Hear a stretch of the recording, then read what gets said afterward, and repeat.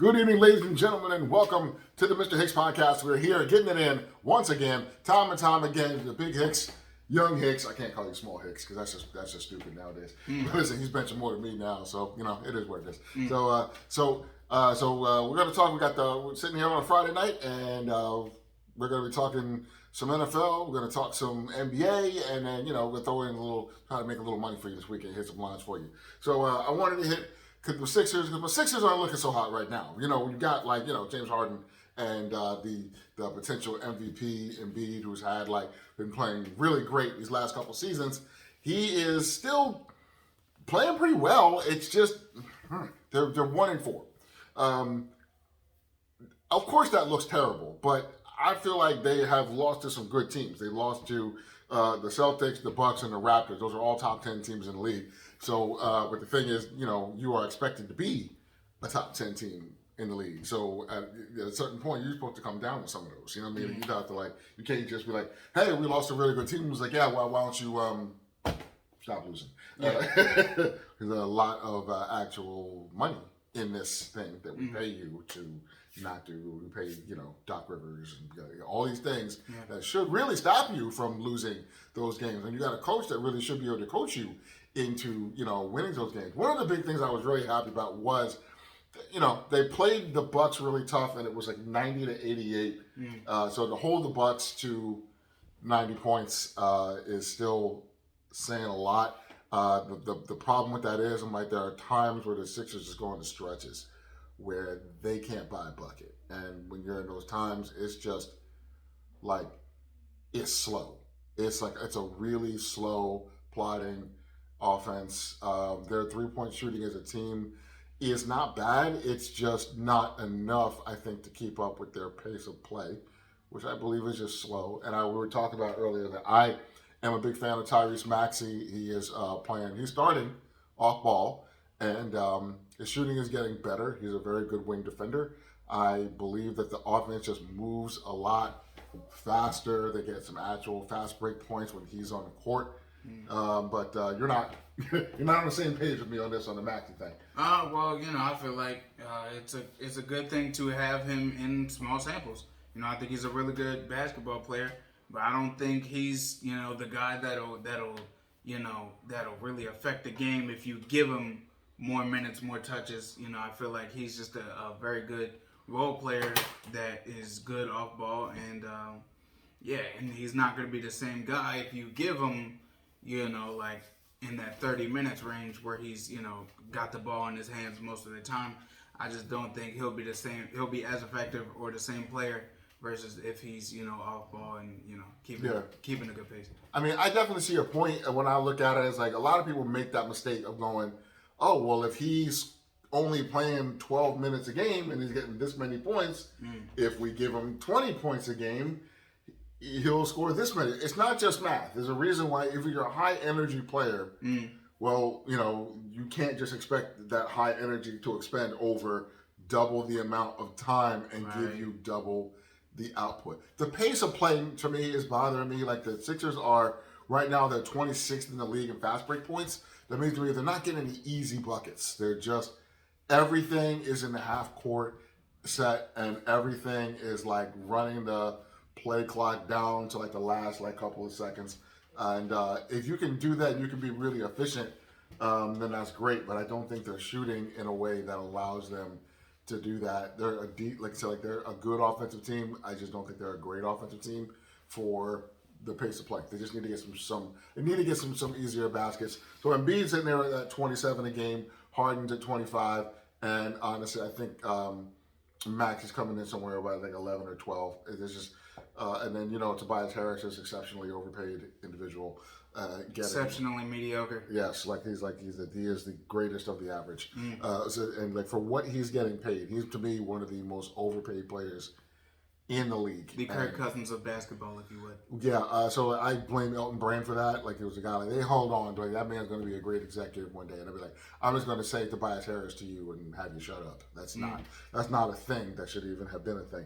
Another good storyline, the Lakers are awful. The Lakers are 0-4. And they've been run out of the building, breaks beaten off. And the literal Russ Westbrook is like they gave him a hamstring. Now there are hamstrings, there are real hamstring problems, but hamstring tend to be one of those like catch-all things where you can like the dude can like still be on the sideline and not be in a cast, and you can be like, oh, he strained his hamstring, and he can still be there but not be playing, and you don't get a whole lot of questions as to what's wrong because with a hamstring you can walk, you just can't run. Yeah, you can jog, but you just can't cut. Stuff like that. So I don't think he has a hamstring problem. I think he has a basketball problem. I think he has a I can't stop shooting bad shots problem. Yeah, and the Lakers are historically bad right now as far as like 3-point shooting. Yeah, and Russ wasn't on the court. I think it was last game, and they still sucked. It wasn't just Russ. It was the team as a unit. They sucked shooting. You can't blame him when he's not there. I mean, they were shooting threes like Anthony Davis smacked one off the side of the backboard, shooting a three wide open. I was like, this is getting atrocious. Yes, and by the way, always damaged Anthony Davis is hurt again. He is questionable tonight versus the Timberwolves. Only took about 6 games. Yeah, for him to be exactly who we thought we were. Is that a record for him? 6 games? I think it is. Okay. You told me he played fewer games. He was out more games than he played in the last 3 years. I would not be surprised. Yeah. Like I'm really not. Like LeBron has gotten he is done right now. He's going to social media talking like you guys aren't appreciating me. Like when you gonna give me some respect? To me is like I believe that the Lakers gave him everything he asked for when they brought in Anthony Davis. When you announce to the world that we want this guy, and then everybody knows you want him, and you have to make LeBron happy, they're gonna fleece you. So when you brought in Anthony Davis, you gave up young players, gave up draft picks, and then same thing when you brought in Russ, it was like, yo, you not only giving up stuff, you're giving up minutes. So you're losing young players, you're losing depth, you're losing wings, and you're losing defense. All the things that the Lakers are bad at right now. You got that one bubble championship, and I hope you're happy with it, because I don't see a whole lot else good coming from this. Maybe LeBron is going to be able to play with Bronny, because he's not getting drafted. Well, the thing is, the Lakers, even if he did, they wouldn't be able to because they don't have any draft picks. They don't have any draft picks. At this point, they might have some second rounders. They might. Well, okay. At this point, they just need to absolutely blow it up. The writing's on the wall. This unit right here is not going to win you any real basketball games. Yeah. This unit right here is not going to get you to the playoffs, even, which is crazy to say that LeBron and Anthony Davis and Russell Westbrook isn't going to get you to the playoffs. But do you think LeBron would ask for a trade? Yeah. I think at this point, I think this team is that bad on the table. I would if you trade. Look, if you traded him, and God help me if they did this, but if you traded him to Golden State, you could get back a lot of pieces. Yeah.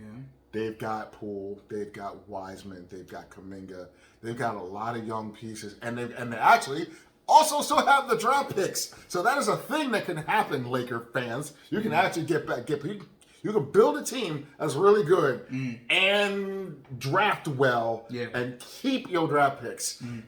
Like a team like Phoenix, you could probably get back Ayton. You wouldn't get back Booker, but you could get back Ayton probably, and and draft picks. There's teams out there that I don't think LeBron really wants to leave the West Coast. I think he really likes it out there, but. Well, I think it's going to be some teams going to have to fork over a lot for LeBron.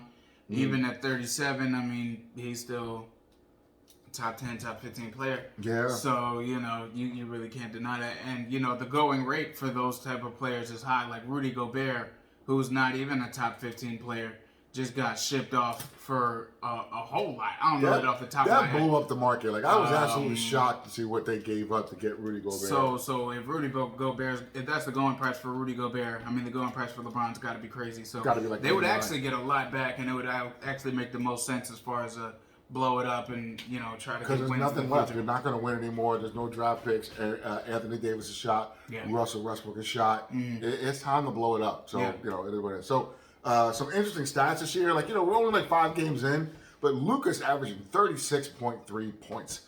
Yikes. You got multiple players over 30. So you got Giannis at 36, Durant at 33, Morant and Devin Booker. John Morant. What is he? Third year? Third year in the league? I believe so. Third year in the league, and he's at 32 points. You say, where's your boy Zion in this? When you got a dude that was drafted behind you who's already putting in 32.6 points. So your boy Giannis is number 2 in points and number 2 in rebounds. So you got Gobert with 14 rebounds a game, which is a lot. Giannis with 13. And then Zubac, Vujacic, and Nurkic, just like the different flavors of whiteness, are out here in the rebound. But the centers are doing their thing, as they're supposed to do. And then you got your usual suspects, assists per game, Chris Paul, Trae Young, James Harden. James Harden is at 9.6 assists a game. And Nikola Jokic, the MVP, reigning MVP, holding it down at 9.4. And so where's your threes? Where's your threes at? 3-pointers made so far this season. Steph Curry at 27. Desmond Bain, congratulations, random citizen. My boy Bogdanovich at 21. Dame Lillard coming in at 20. And Gary Trent Jr. Coming in at 20. Gary Trent also played in the NBA. That's the thing that happened. Cool. He wasn't awesome, but that's what you do. Like Gary Trent Jr. also isn't really awesome, but he's doing something. He's in there. Give him something. You know. Okay, so moving on to a couple of NFL games. I wanted to bring up the Jets and the Patriots because I've just never spoken about the Jets before because it's never really given me a reason to. Yeah. The Jets right now are 5-2, so good for the Jets. Like I feel like they've rebuilt the front office. They tried to rebuild that front line. They brought in some good guys up front. Yeah. Mekhi Becton seems to get hurt every freaking year. Yeah. And despite that, the defense has been playing out of its mind. Like if you look at the talent on that defense, it's not crazy, right? But they've been playing at like a top 5, top 10 level. Sauce Gardner, defensive rookie of the year. Yes. I'm already saying it.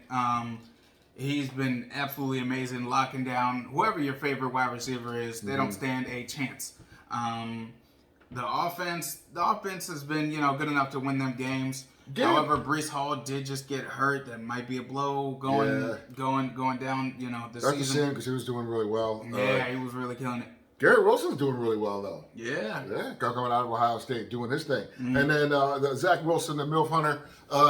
He's not losing games, but he's not winning games, but he's not losing games. He's been average. Yeah, he's been average, but if you're average on the Jets and the Jets are 5-2, when you're a quarterback, you get a lot more credit than you deserve. That's kind of one of the things that happens. when you draft a guy that high, you expect for him to be spectacular, and he hasn't been that. But they're winning football games. Yeah, so you got to give him credit for what they're doing. So good for him. There's really weren't a lot of crazy games. So you got like the 49ers are playing the Rams this weekend. So the 49ers have not really been able to get McCaffrey involved. They just got him in the house right before the last game, but you can expect that that's going to give dividends pretty soon because if not, that's going to allow you to move what's his name? Deebo Samuel exclusively into the slot, which is something he really wanted to do. He didn't want to go back and forth. So now you got McCaffrey, and then you have McCaffrey as that weapon that can catch passes out of the backfield as well. Yeah. So if Jimmy Garoppolo can stay... Well, I got the 49ers in this game just because the Rams haven't looked so hot. The Rams... they look like Tarzan, play like Jane this year. They got a lot of talented players, but they've just been a football team. The offense hasn't really been the same. Defense hasn't really been the same. And, now you're thinking about them really, the 49ers really incorporating Christian McCaffrey into that lineup. And, with the offensive genius that is Kyle Shanahan.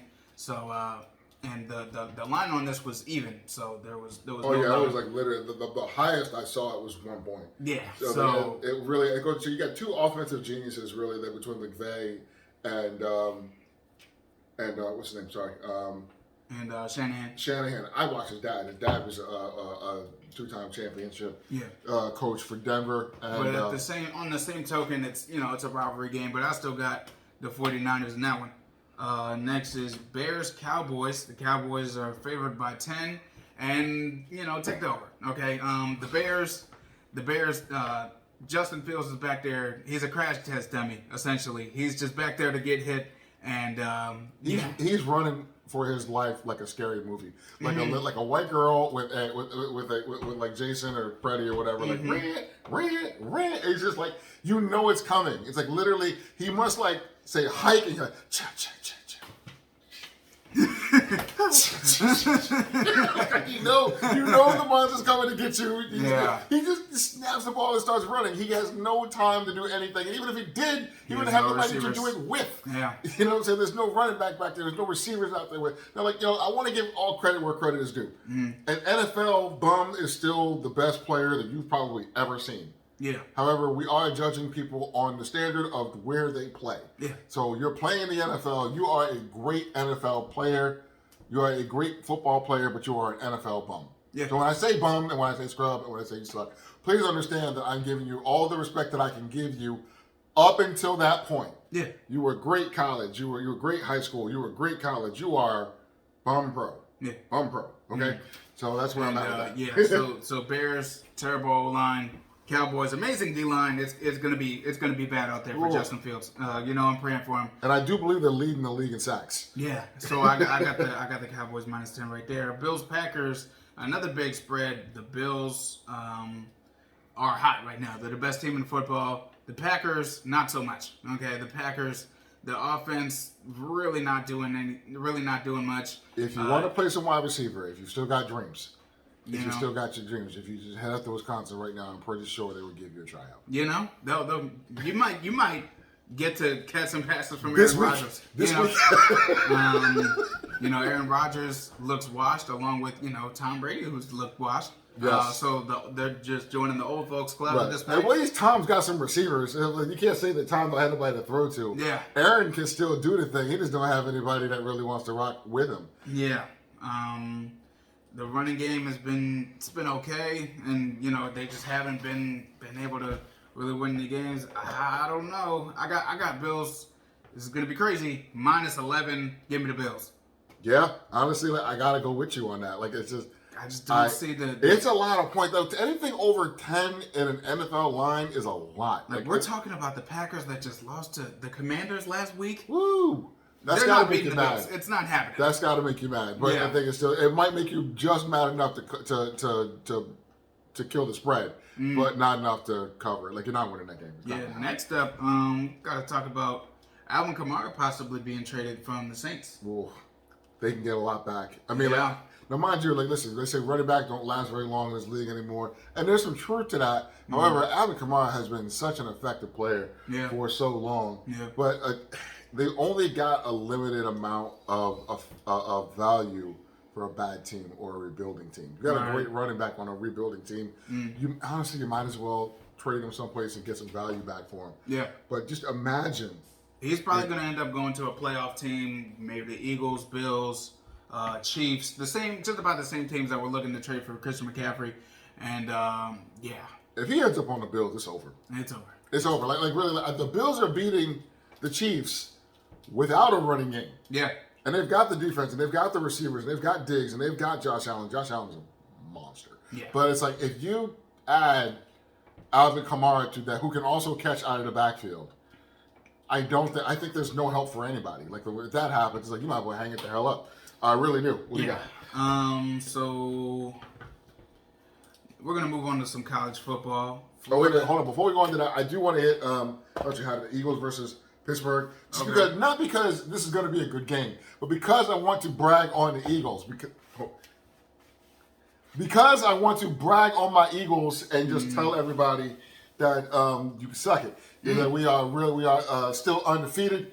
That we are a +12 on turnover ratio, which means that the next closest team is the Cowboys at +6. We are absolutely killing it. We only lost 2 turnovers in the whole season. Yep. We are number 4 in yards allowed. That defense is killing it. That defensive line is fantastic. We got Robert Quinn coming in. We're adding somebody who had 18.5 sacks last year. And we got him for 2 pieces of bubble gum. 4th round pick. Yep. 4th round pick. There was nobody in the 4th round that probably would have even made the squad. And guess what? the Bears are paying most of his salary. You know what I'm saying? So- We're paying a minimum wage, and and he's gonna be out there killing it for us. So yeah. So we got a defensive end that put in almost 20 sacks for a handful of Magic Beans. Yes. Thank you so much. And the Eagles are also right now 5th in the league in total yards. And so, until further notice, you're going to get at least a weekly suck it from me. Yes. For all my friends. I know I got some Giants fans out there about to say, I'm glad for your success recently. You could still suck it. So you're more than welcome to suck it because we're still better. To say, get that chapstick ready. Don't be mad at me. Son. Get that chapstick ready because as long as we're good, you're gonna be sucking it. Okay. Okay, we got a couple college games we want to hit. Let's get out of here. All right, Florida at Georgia. Georgia minus 23.5, 24 points in a college football game. That's a lot of points. It's a lot. Especially when you're talking about two major programs like that. They are dying to get some money on the Florida side. That's all that is. This is a sucker bet. They're like, listen, Georgia has been putting up, I don't know if you can say somebody is quietly putting up like 25, 30 on everybody they play, like beating them by that. But it's like when they beat Oregon, and that's the one I think people keep forgetting about. They smashed Oregon. They beat they beat Oregon 49-3, and it wasn't even that close. If you can believe that you beat somebody by 46. We're talking about a top 5 team in the nation too, Oregon. Yeah. They've been playing really good ever since they got smacked by Georgia. And it looks like a grown man beating up a 6-year-old in a Walmart parking lot. It looked that bad. It looked like you wanted to call the police and be like, listen, I know that's his kid and everything, but I think he's whooping the dog shit out of this kid in the parking lot out here in front of people. Yeah, we really need to get somebody down here. And then Oregon goes on, and they're dominant. They're doing really great things on the West Coast, and I think they're going to win the Pac-12. And this really just goes to show you how good Georgia actually is. Because Oregon has handled every other team on their schedule and got the brakes beat off them by Georgia. Yeah. So I would take the 23, honestly. That's a lot of points. I don't know about 23. Not with my money, with your money. I'm not betting my money. 23 is a lot of points, man. 23 is a lot. Yeah, they're testing. You know what that is? Is they're testing you. They're like, 3 touchdowns and a field goal. They know that that it's probably going to be that much. You just don't know whether you got the guts to put your money on it. Right. That's really what it is. What's the next game? Next up, so we got 2 more. So Ohio State at Penn State minus 15.5. I feel like this is a big game in name only.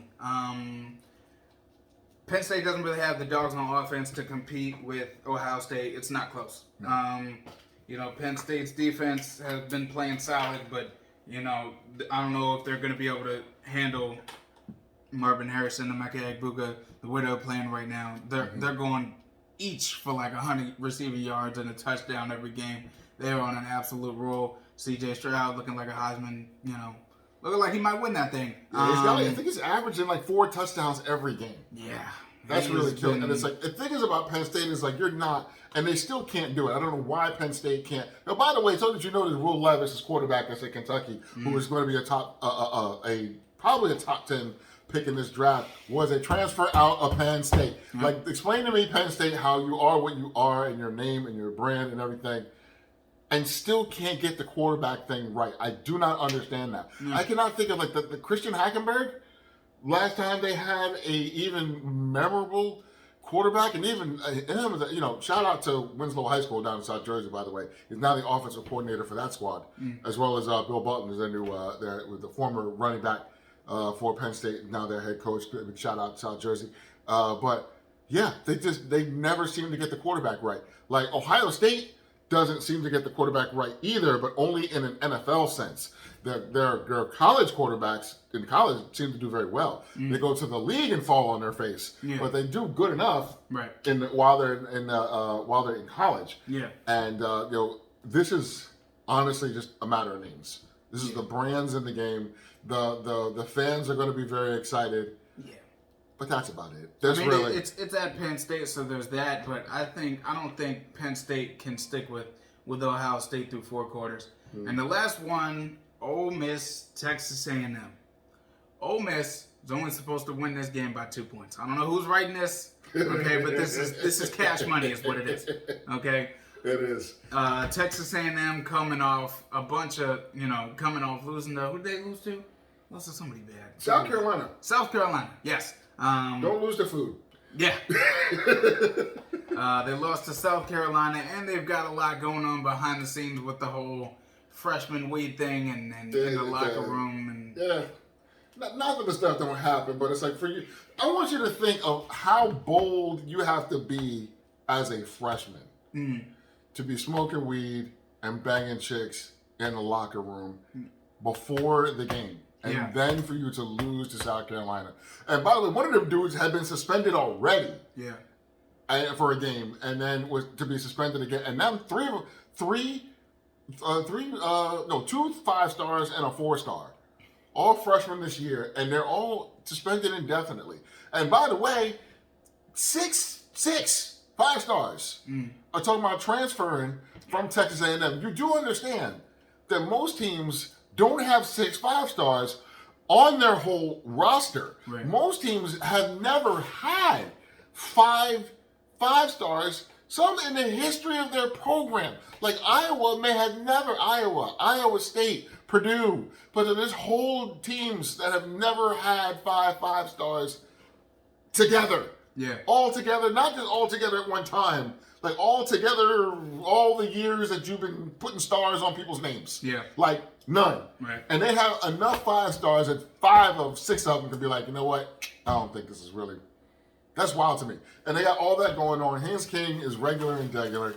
I know they got a quarterback behind them that they really like and who really should be starting because at this point they got 4 losses. Why not? And that wide receiver room, whoo, just a mess of dudes who can't get together. Evan Stewart has looked really good as a freshman. He's one of the 5-stars that has turned out so far. And that's all to say about that, folks.